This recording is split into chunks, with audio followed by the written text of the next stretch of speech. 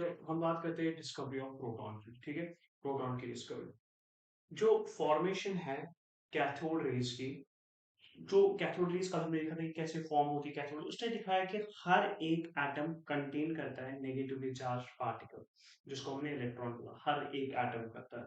Now मैंने ये कहा कल कि एटम जो है वो इलेक्ट्रिकली न्यूट्रल है, क्योंकि प्रोटॉन न्यूट्रॉन्स जो थे इलेक्ट्रॉन थे बराबर थे।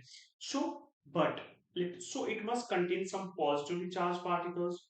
इलेक्ट्रॉन तो मैंने कहा है हर एटम के अंदर, तो दैट मीन्स उसमें कुछ पॉजिटिव चार्ज पार्टिकल तो होने चाहिए। क्यों होने चाहिए?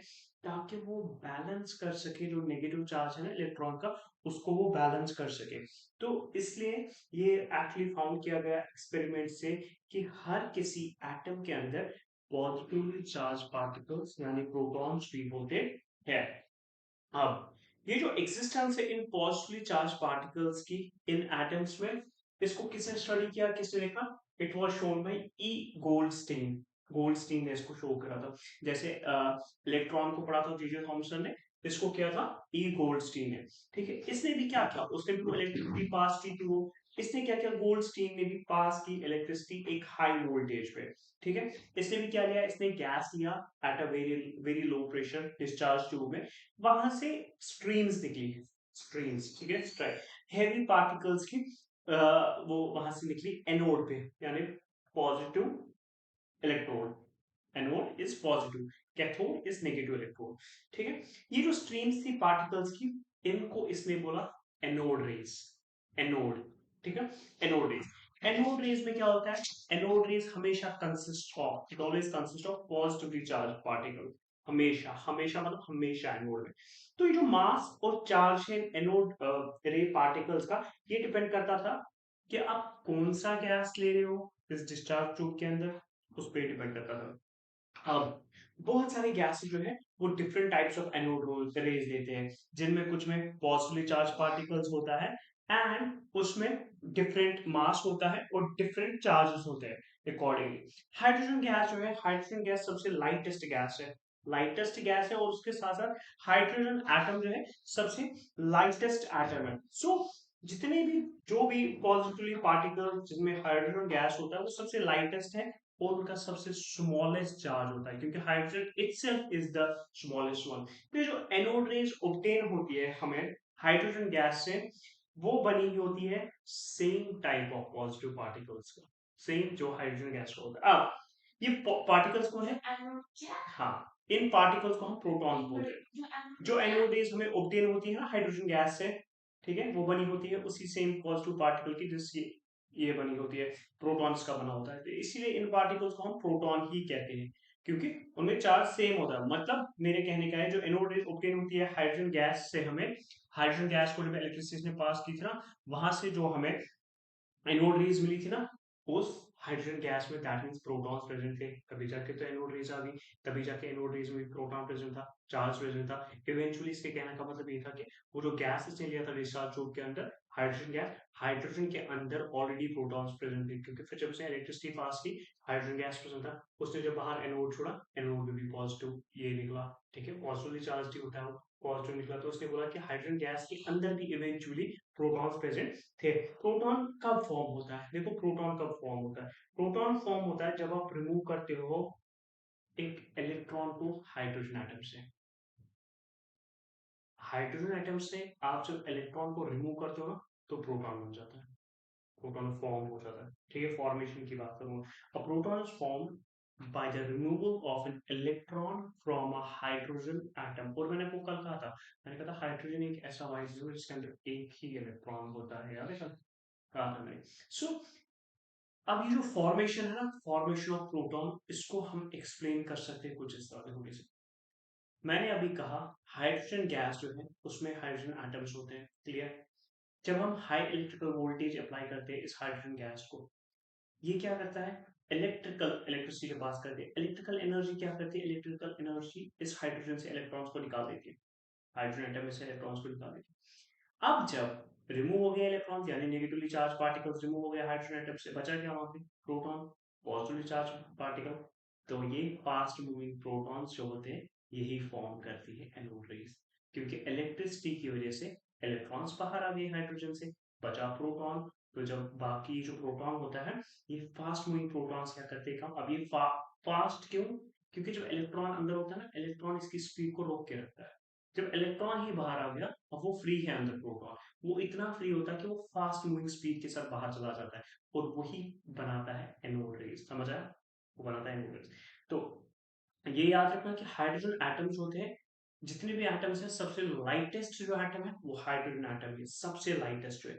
तो हाइड्रोजन एटम फॉर्म करता है lightest positively charge particles called proton. सबसे लाइटेस्ट जो एटम है ये, तो सबसे हल्का प्रोटॉन जो है जिसका लाइटेस्ट चार्ज होगा, वो भी फॉर्म करता है हाइड्रोजन ही।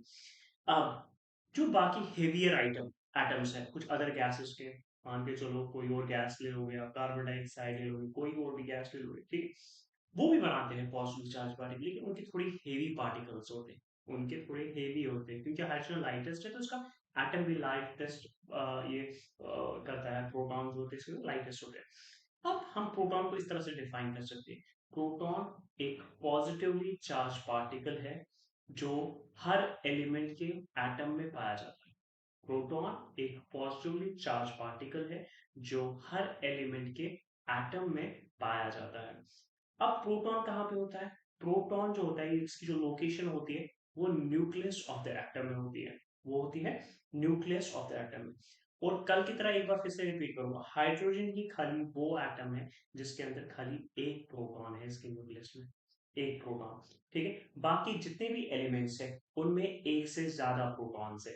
प्रोटॉन को हम यूजुअली रिप्रेजेंट करते हैं बाय सिंबल पी, और प्लस साइन हम इसके आगे लगाते हैं, ये पॉजिटिव चार्ज, प्लस साइन हम इसके आगे लगाते हैं for the sake of positive charge.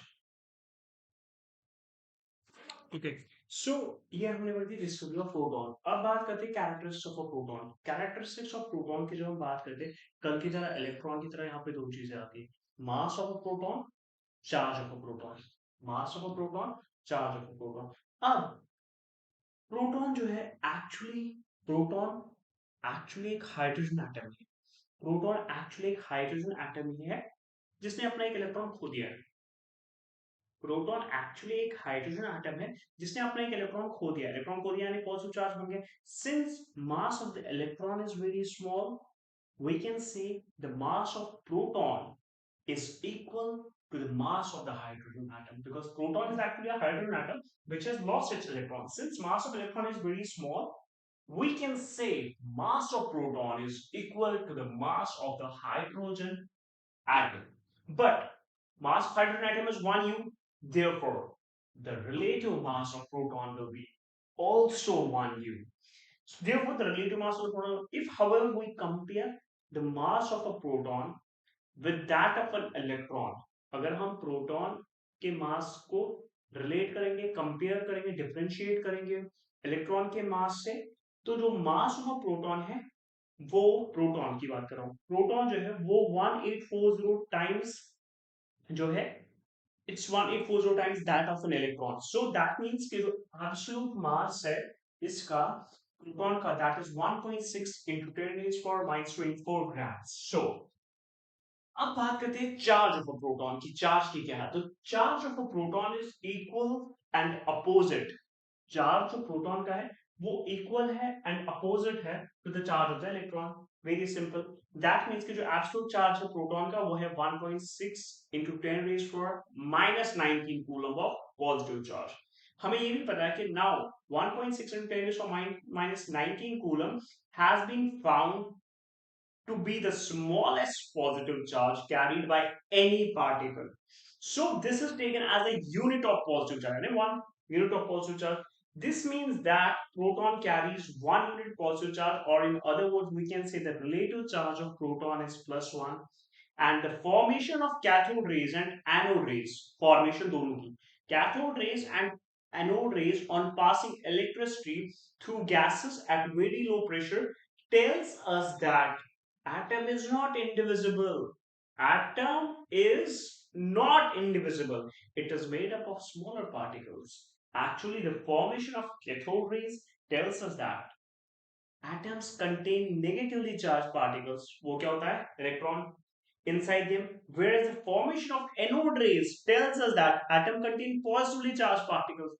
protons in them. That means हमने जब डाल्टन का पार्ट पढ़ा था तब हमने देखा इलेक्ट्रॉन प्रोटॉन न्यूट्रॉन होता है, पहले उसने कहा डिवाइड नहीं होगा, फिर हमें पता चला कि डिवाइड भी हो सकता है, फिर हमें जब पता चला डिवाइड भी हो सकता है, फिर जाके हमें अब ये चीज प्रूव हो गई जब इन्होंने डिस्कवरी करी, गोल्डस्टीन और जे थॉमसन ने इलेक्ट्रॉन और प्रोटॉन की डिस्कवरी करी कि इलेक्ट्रिसिटी पास करके गैस लेके डिस्चार्ज रूम में इनको पता चला हाँ हम इस ऐसा कर सकते हैं, हम इसको डिवाइड कर सकते हैं। इन्हें ये पता चला कि जो एटम्स है वो उनके अंदर उसको हम डिवाइड कर सकते हैं, उनके अंदर एक्चुअली ये तीन पार्टिकल्स प्रेजेंट होते हैं। So it was all like this only. इसी तरह से जैसे हमने प्रोटॉन्स और इलेक्ट्रॉन्स की बात करी, इसी तरह से डिस्कवरी ऑफ न्यूट्रॉन्स भी है तीसरा, डिस्कवरी ऑफ न्यूट्रॉन। जब डिस्कवरी हो गई प्रोटॉन और इलेक्ट्रॉन की तो उन्होंने नोटिस किया उसके बाद कि जो मास है, ठीक है, all the mass of an atom can not be accounted. सारा जो मास है एक एटम का उसको बस हम इस बेसिस पे अकाउंट नहीं कर सकते कि भाई उसके अंदर प्रोटॉन और इलेक्ट्रॉन उसके अंदर है। फॉर एग्जांपल कार्बन एटम लेंगे, उसमें 6 प्रोटॉन है 6 इलेक्ट्रॉन है। अब मास ऑफ इलेक्ट्रॉन इतना स्मॉल है कि हम उसको इग्नोर ही कर लेते हैं ऑब्वियसली, ठीक है, it can be ignored. So the atomic mass of carbon should be only 6u, 6u होना चाहिए ऑब्वियसली, ठीक है, which is the mass of 6 protons, क्योंकि इलेक्ट्रॉन्स को तो हम नेगलेक्ट करेंगे ना। लेकिन ये गलत है, बिकॉज एक्चुअल एटॉमिक मास जो कार्बन का है वो है 12u। देन हम इसको ये जो एक्स्ट्रा 6 आ गया ना इसको हम कैसे एक्सप्लेन करेंगे, ठीक है।